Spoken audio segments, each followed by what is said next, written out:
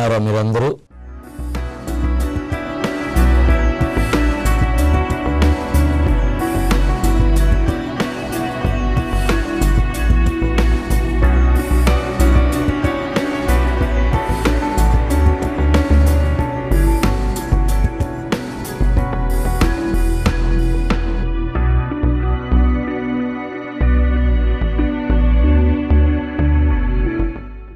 బాగున్నారా మీరందరూ? ఈ సమయము ఈ గెత్సెమనే ఆశీర్వాదపు కార్యక్రమాలలో మరొకసారి మనం కలుసుకోవటానికి మన మహాప్రభు మనకి కృప అనుగ్రహించి ఉన్నాడు. దేవుడు మనల్ని నడిపించినప్పుడు మనము ఎలా నడిపింపబడతాము, ఎలాగ ఆశీర్వదింపబడతామని దేవుని వాక్య భాగాలలో గత వారాలలో మనం దేవుని వాక్యాన్ని ధ్యానించుకున్నాము. ఈ పరిశుద్ధ దినము కూడా ఈ సమయమందు దేవుని వాక్యాన్నే మనము ధ్యానించుకుందాం, ప్రార్థన చేసుకుందాము. ప్రేమ కలిగిన మా తండ్రి సర్వాధికారి, ఈ సమయం ప్రభువా, ఇదిగో నీ సన్నిధిలో ఈ వాక్య భాగాలను ధ్యానించడానికి మీరు ఇచ్చిన సమయాన్ని బట్టి మీకు వందనాలు. వాక్యాన్ని నీరు కొట్టి ఫలింపు చేయి. నిబిడల వర్తమానాన్ని వింటూ ఉండగా ప్రభువా, వెలుగలిగిన చెవి గ్రహించి దాన్ని మనస్సులో తీసుకొని ఆశీర్వదింపబట్టుకు సహాయం ఇచ్చే ఈ సమయం ఇది ప్రయోజనకరంగా ఆశీర్వాదకరంగా నడిపించి మేలులతో నింపమని యేసునామమున ప్రార్థిస్తున్నాము తండ్రి, ఆమేన్. ప్రియులారా, ఈ గెత్సెమనే ఆశీర్వాదపు ఈ యొక్క కార్యక్రమంలోనికి మరొకసారి మనం ముందు కొనసాగుతూ ఉన్నాం. ఈ గెత్సెమనే ఆశీర్వాదపు కార్యక్రమాలలో ప్రభు మనల్ని దీవించి తన మహిమ కార్యాలు చేయటానికి ఆయన ఈ సమయం ఇష్టపడుతూ ఉన్నాడు. దేవుని వాక్య భాగంలో మనము ధ్యానించుకున్న వర్తమానం యెషయా గ్రంథము 58వ అధ్యాయములో 11వ వాక్య భాగాన్ని మనము గత వారము ధ్యానించాము. ఈ వారం కూడా ప్రియులారా, ఇదే వర్తమానములో నుండి దేవుడు మనల్ని నడిపిస్తే ఎలాగ నడిపింపబడి దేవుని ఆశీర్వాదాలకు మనం పాత్రులము కాగలుగుతామో ఇది మనం ధ్యానిద్దాం. యెషయా గ్రంథము 58వ అధ్యాయము 11వ వచనములో మనం చదువుకున్నప్పుడు, యెహోవా నిన్ను నిత్యము నడిపించును, క్షామకాలమున ఆయన నిన్ను తృప్తిపరిచి నీ ఎముకలను బలపరచును. దేవుని వాక్యములో ప్రియులారా, యెహోవా నిన్ను నిత్యము నడిపించును, క్షామకాలమున ఆయన నిన్ను తృప్తిపరచి నీ ఎముకలను బలపరచును. నీవు నీరు కట్టిన తోట వలె ఎప్పుడు ఉబుకుచుండు నీటి ఊట వలె ఉందువు. వాక్యములో తన ప్రజలతో దేవుడు తన ప్రవక్త ద్వారా ప్రియులారా ఈ వాగ్దానపు వచనాలను అందిస్తూ ఉన్నాడు. ఈ సమయము ఈ వర్తమానాన్ని వింటున్న మీతో కూడా దేవుడు పరిశుద్ధాత్మ దేవుడు ఇదిగో దైవసేవకుల ద్వారా ఈ గెత్సెమనే ఆశీర్వాదపు కార్యక్రమము ద్వారా ఈ ఆశీర్వాదాలను మీకు అనుగ్రహిస్తూ ఉన్నాడు. బైబిల్ గ్రంథంలో మనం ధ్యానించినప్పుడు గత వారాలలో దేవుడు మనల్ని నడిపించినప్పుడు మనము తృప్తికరముగా నడవగలుగుతామని వాక్యాన్ని ధ్యానించాం. తన ప్రజలు చెదిరినప్పుడు, తన ప్రజలు ప్రియులారా శ్రమలలో సమస్యలలో ఉన్నప్పుడు దేవుడు తన ప్రవక్త యెషయా గారి ద్వారా ఈ ప్రవచన వాగ్దానాలను తాను వారికి అందిస్తూ ఉన్నాడు. ప్రియమైన వారులారా, మన దేవుడు మనలను నడిపించే దేవుడై ఉన్నాడు. ఇశ్రాయేలీయులను అరణ్యములో సముద్రములో ఆటంకాలు అవరోధాలు అభ్యంతరాల మధ్య ఆశీర్వాదకరంగా నడిపించి ఉన్నాడు. ఆ దినము నడిపించిన దేవుడు ఈ దినము నిన్ను నన్ను మన కుటుంబాలు సంఘాలను కూడా ఆయన నడిపించటానికి ఇష్టపడుతున్నాడు. వాక్యములో మనం చదివినప్పుడు దేవుడు నిత్యము నడిపిస్తాను అంటున్నాడు. ఒకవేళ ఈ వర్తమానాన్ని వింటున్నప్పుడు దేవుని బిడ్డలారా, దినాలు జరిగినవి, సంవత్సరాలు తరిగిపోయి ఉన్నవి. గత దినాలు సంవత్సరాల్లో మీ జీవితాల్లో ముందుకు నడిచి ఆగి కొనసాగారేమో భక్తి జీవితంలో.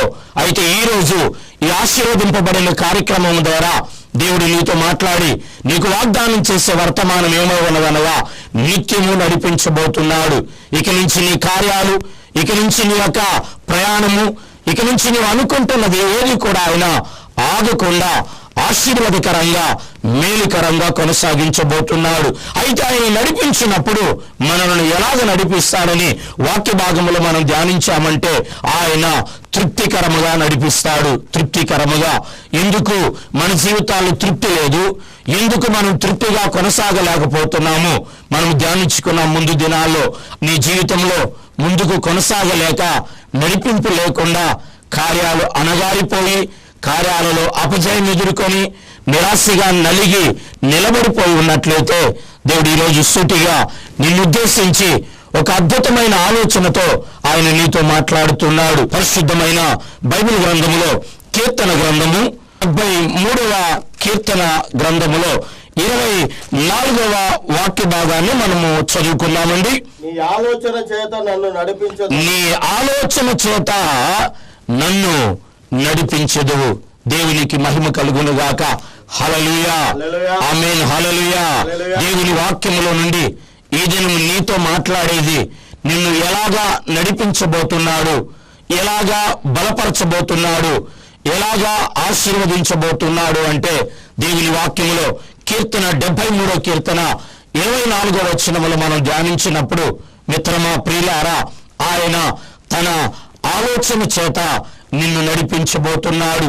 ఇప్పటి వరకు నీవు చేస్తున్న పనుల్లో, నువ్వు కొనసాగుతున్న కార్యక్రమాలలో సరైన ఆలోచన లేకుండా, సరైన ఆలోచన ఇచ్చేవారు లేకుండా నీవు కొనసాగేవేమో. మీరందరూ కొనసాగి ఉన్నారేమో. ఒకవేళ నీ స్నేహితులు, నీ బంధువర్గము, నీకైన వారు సరైన ఆలోచన ఇవ్వకుండా నిన్ను కృంగదీసి అపజయాలకు గురి చేశారేమో. మిత్రమా, సహోదరి, సహోదరుడా, ఈరోజు ఈ వర్తమానము ద్వారా పరిశుద్ధాత్మ దేవుడు నీతో సూటిగా వాక్య భాగం నుంచి మాట్లాడుతున్నాడు. ఆత్మదేవుడు నీకొక మంచి ఆలోచన ఇచ్చి ఆలోచన ప్రకారంగా నడిపించబోతున్నాడు. ఇప్పటి వరకు నీకు ఆలోచన లేకుండా నీవు అపజయాల్లో కృంగి నిరాశగా వెనకబడిపోయి ఉన్నావు. నీవనుకున్న కార్యాలు నెరవేర్చబడలేదు. నీవనుకున్న కార్యాలలో నీ జీవితంలో కృంగిపోయి ఉన్నావు. ఉద్యోగం ప్రయత్నించావు కానీ ఉద్యోగం సంపాదించలేకపోయావు. వ్యాపారంలో పార్ట్నర్షిప్ కలిసావు కానీ ఆశీర్వాదాన్ని నువ్వు పొందుకోలేకపోయి ఉన్నావు. లేక నీ జీవితంలో ఏదో మరి ఉన్నతమైన కార్యాలు సాధించాలని మీరు ముందుకు కొనసాగారు కానీ అవి మీరు సాధించలేకపోయారు.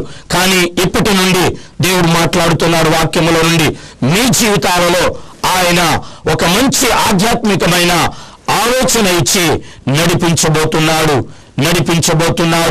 మిత్రమా, ప్రియులారా, దేవుని వాక్యాన్ని వింటున్న దేవుని బిడలారా, ఈ గెత్సెమనే ఆశీర్వాదపు ఈ సమయంలో నుండి దేవుడు నీతో మాట్లాడుతున్నాడు.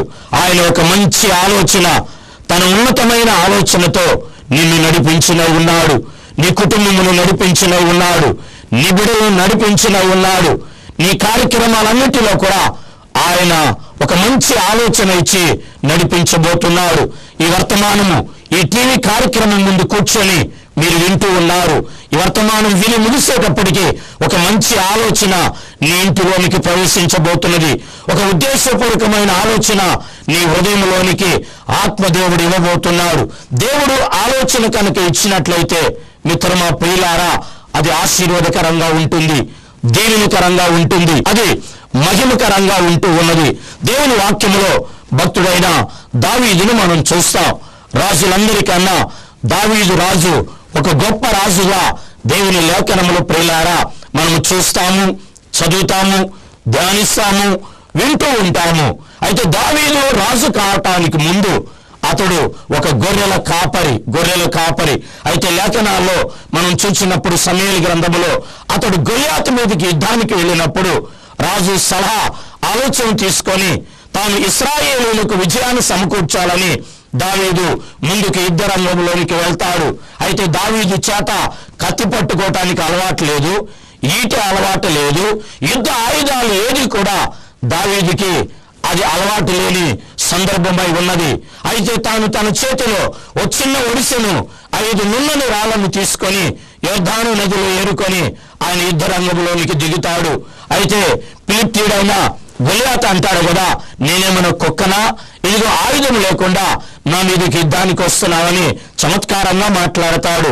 అయితే ప్రియులారా, దావీదు అంటాడు కదా, యుద్ధము యెహోవాది, యుద్ధము చేసేది నేను కాదు, నా దేవుడు యుద్ధము చేస్తాడని యుద్ధ రంగంలోనికి దిగిన తర్వాత దావీదు తన చేతిలో ఉన్న ఒడిసెను రాయిని పెట్టి తిప్పుతూ ఉన్నప్పుడు ఎక్కడ కొట్టాలి, ఎలా కొట్టాలి, ఎలాగా అతనికి ఎదుర్కోవాలనుకొని అతడు యుద్ధ రంగంలో దిగి నిలవబడి ఆ ఒడిసెను తిప్పుతూ ఉన్న సమయంలో ప్రియులారా, ఆత్మదేవుడు, పరిశుద్ధాత్మదేవుడు తనకు ఒక మంచి ఆలోచన ఇచ్చాడు.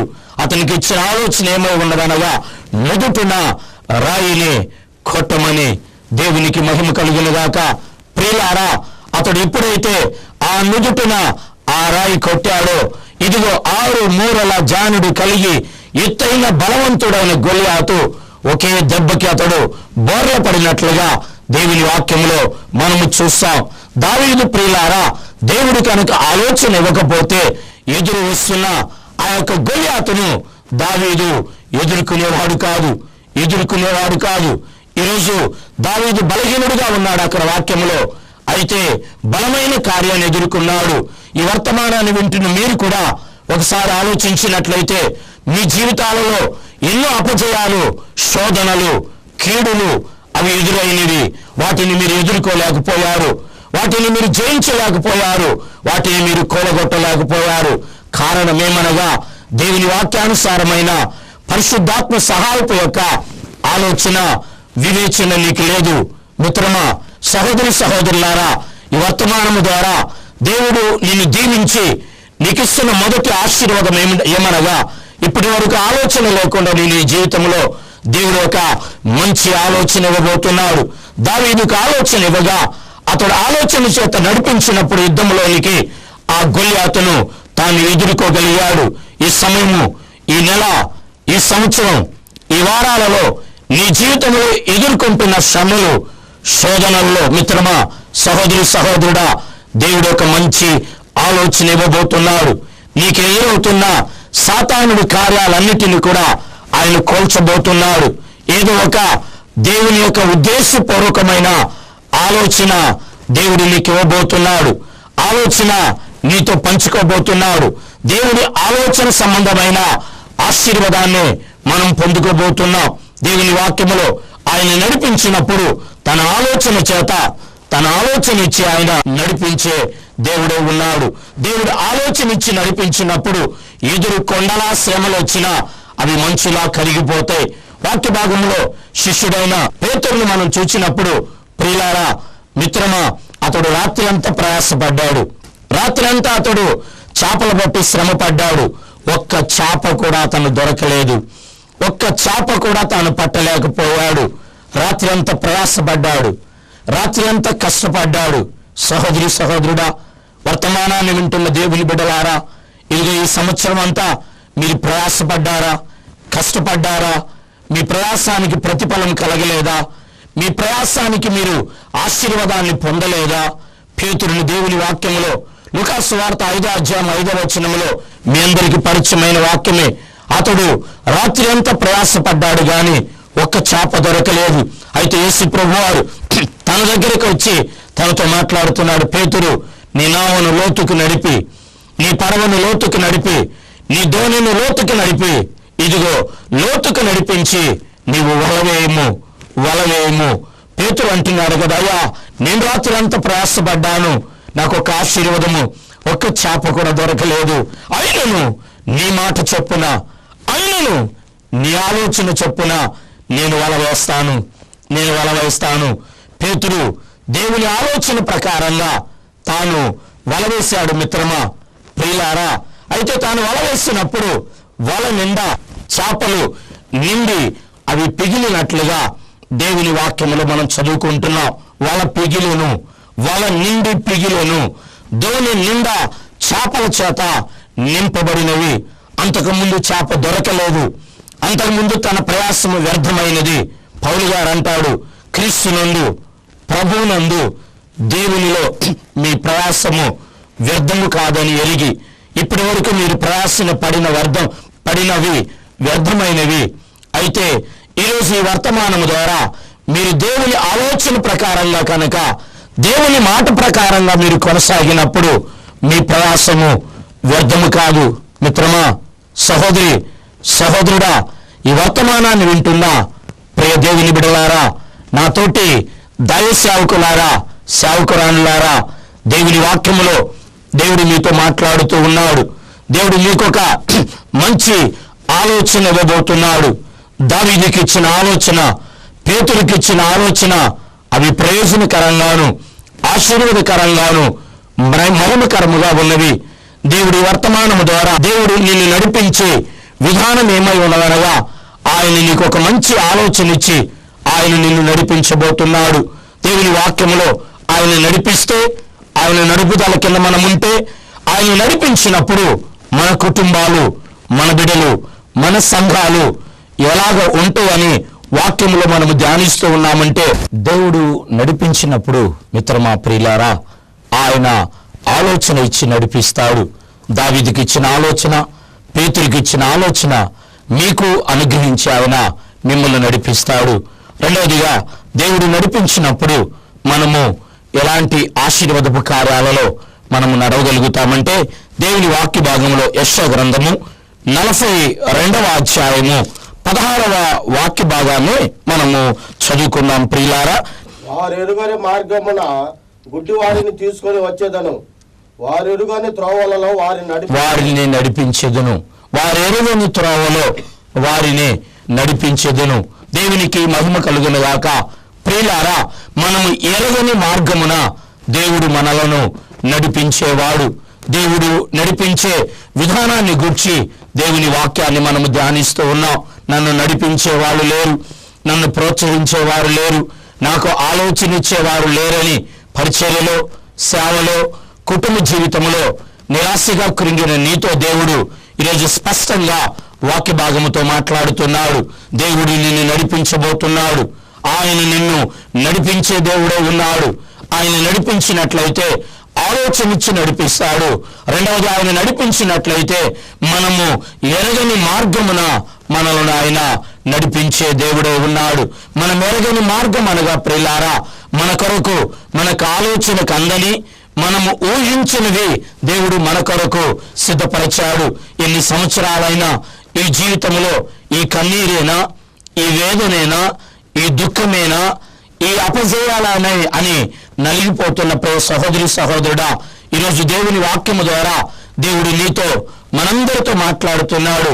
నీకు ఎరగని కార్యాలు, నీవు ఎరగని అద్భుతాలు, నీవు ఎరగని ఆశీర్వాదాలను ఆయన నీ కొరకు సిద్ధపరిచి ఉన్నాడు.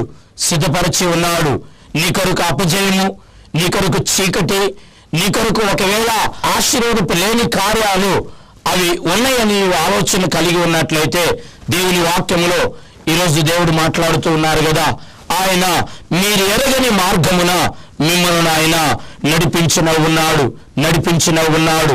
బైబిల్ గ్రంథమందు యేసేపును మనం చూసినప్పుడు, యేసేపు యొక్క ప్రయాణంలో ప్రియులారా, అన్ని అతనికి అపజయాలు ఎదురైన, తల్లిదండ్రులకు దూరమయ్యాడు, అన్నదమ్ముల దగ్గర అతడు గుంటలో పడవేసి శ్రమలను ఎదుర్కొన్నాడు, ఇస్మాయేలీలకు అమ్మబడ్డాడు. అయితే పోతీఫరు ఇంటిలో శ్రమలను, శోధనలు ఎదుర్కొన్నాడు. ఆ తర్వాత అతడు చెరసాలలో వేయబడ్డాడు. ఎక్కడ చూడండి తన జీవితంలో ఆశీర్వాదాలు లేవు, మేలులు లేవు, అద్భుతాలు లేవు. తన యొక్క యవ్వన జీవితపు యేసేపు యొక్క జీవితంలో ప్రియులారా, అన్నీ అతని జీవితంలో అతనికి ఎదురయ్యే తన మార్గములో ఏమై ఉన్నదంటే సమస్యలు, శోధనలు, కష్టాలే. కానీ తాను వెళ్తూ ఉన్నప్పుడు మార్గములో, తాను ప్రయాణం చేస్తున్నప్పుడు భక్తి జీవితంలో తాను ఎరగని రీతిగా, ఊహించని రీతిగా తన శ్రమలకి, తన కష్టాలకి, తన అవమానాలకి దేవుడు తన కొరకు గొప్ప ఉన్నతమైన ఆశీర్వాదాన్ని సిద్ధపరిచాడు. అదేమనగా, రాజు తర్వాత రాజ్యాన్ని పరిపాలించే ఒక అధికారాన్ని దేవుడు అతనికి అనుగ్రహించి ఉన్నాడు. ప్రియులారా, మిత్రమా, సహోదరి సహోదరుడా, ఈ గెత్సెమనే ఆశీర్వాదపు కార్యక్రమం ద్వారా దేవుడు నీతో ఆశీర్వదించి మాట్లాడుతున్నాడు. ఆయన నిన్ను నడిపించేవాడు, నిన్ను బలపరిచేవాడు, నిన్ను ప్రోత్సహించే దేవుడే ఉన్నాడు. ఆయన నిన్ను నడిపించబోతున్నాడు ఈ సంవత్సరము. ఇదిగో ఆయన నిన్ను బలపరచబోతూ ఉన్నాడు. ఆయన నడిపిస్తే, ఒకటి, ఆలోచన ఇచ్చి నడిపించబోతున్నాడు. రెండు, ఆయన నడిపించినప్పుడు నీవు ఎరగని మార్గమున ఊహించని కార్యాలు చేసి నిన్ను అద్భుతముగా నడిపించిన ఉన్నాడు. మూడవదిగా, దేవుని వాక్యములో ముగింపులో మనం ధ్యానించినప్పుడు పరిశుద్ధమైన బైబిల్ గ్రంథములో నుండి యెషయా గ్రంథము 48వ అధ్యాయము 17వ వచనములో మనం చదువుకున్నప్పుడు అక్కడ ఈ విధముగా దేవుని యొక్క నడుపుదల గురించి రాయబడి ఉన్నది. నీకు ప్రయోజనము కలిగినట్లు నీ దేవుడనైన యెహోవాని నేనే నీకు ఉపదేశము చేయుదును. నీవు నడవలసిన త్రోవను నిన్ను నడిపించుదును. దేవునికి మహిమ కలుగును గాక. ప్రియులారా, దేవుడు మూడవదిగా ఆయన నడిపిస్తే ఎలాగ నడిపిస్తాడు అంటే ప్రయోజనకరమైన మార్గంలో నిన్ను నడిపించిన ఉన్నాడు. ఇప్పటి వరకు నువ్వు తలపెట్టి పూనుకొని చేసిన ఈ పనిలో కూడా ప్రయోజనం లేదేమో, ప్రతిఫలం లేదేమో. ఈరోజు దేవుడి వాక్యము ద్వారా నిన్నుద్దేశించి మాట్లాడుతున్నాడు, మనతో మాట్లాడుతూ ఉన్నాడు కదా. ఆయన ఇదిగో ఈ వర్తమానము ద్వారా నీకు ప్రయోజనకరమైన మార్గములో నడిపించబోతున్నాడు. ఇప్పటి వరకు నీ పనులు, నీ కార్యక్రమాలు, నువ్వు పూనుకుంటున్న ప్రతి ఒక్క నిత్య పని విషయంలో మిత్రమా ప్రియులారా ప్రయోజనం లేదేమో. వ్యాపారం చేసినా ప్రయోజనం లేదు, పెట్టుబడి పెట్టినా ప్రయోజనం లేదు నీ జీవితంలో. ఇదిగో నువ్వు ఏ కార్యక్రమాన్ని నువ్వు పూనుకొని చేసినా ప్రయోజనం లేకుండా ఉన్నదేమో.